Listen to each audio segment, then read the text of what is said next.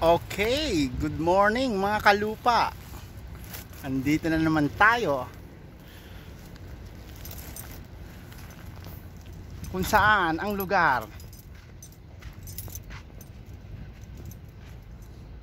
nagpapasaya sa aking mundo, ang aking mga pananim. Ang mga lupa na matataba, kailangan taniman at magtiyaga. Ang mga lupa na matataba, kailangan taniman para malaga. Tayo ay magsipag, mga kalupa. Ano ng tipaklong? Bakit hindi nalaki ang aking bitterness?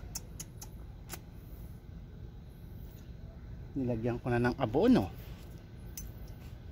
Ganun pa rin kayo. Pero ang mga kalabasa ko, napag-iwanan na kayo. Ganyan ba talaga kayong mga bitter? Kailangan nyo sumabay sa agos ng buhay. Oh, yung mga talong ko. Mga talong. Ayan na sila, oh. Mamigrate ko na kayo, konting panahon na lang.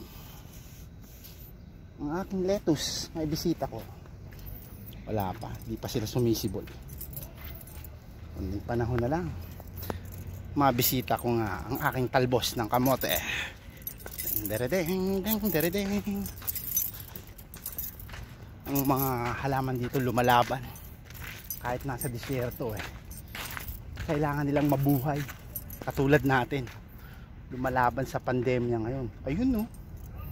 Meron na silang dahon, mga kalupa. Tignan nyo. Ayan, no. Magaling kung ganon. Pinagpapala tayo, mga kalupa.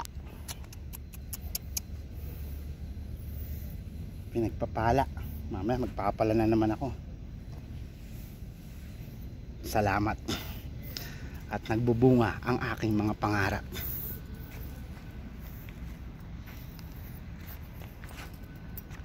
Ang lawak pa ng tataniman ko. Mabisita nga ang ating, dito ko sila i-migrate, ang mga lettuce ko. Niready ko na yan. Yan, binungkal ko na yan. Sana maging matagumpay, mga kalupa, ang ating mga pangarap. Ang mga lupa kailangan bungkalin.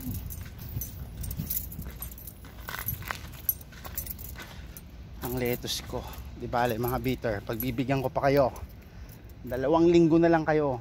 Pag di kayo umusbong, papalitan ko naman kayo ng ano ba yung magandang ipalit?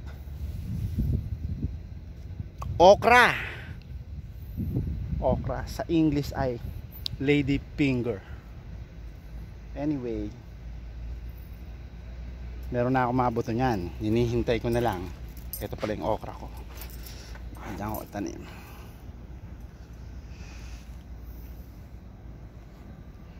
Okay mga kalupa, tatanim na muna si Peanut Butler. See you tomorrow.